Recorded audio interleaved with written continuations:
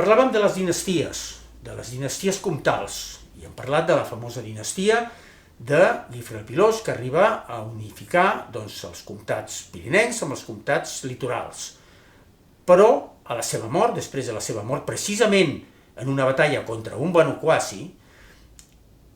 els fills de Guifré el Pilós se separen i separen els orígens de les tres grans dinasties comtals que hi ha a Catalunya i que arribaran pràcticament fins al segle XI,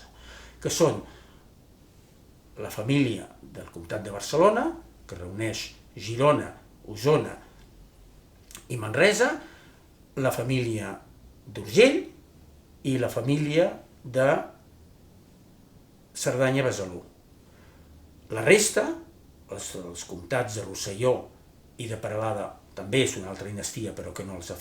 queden independents, i el Pallars i la Ribagorça en realitat són uns comtats dependents de Tolosa del Llenguadoc. No tenen res a veure amb la resta de la família de Guifré el Pilós.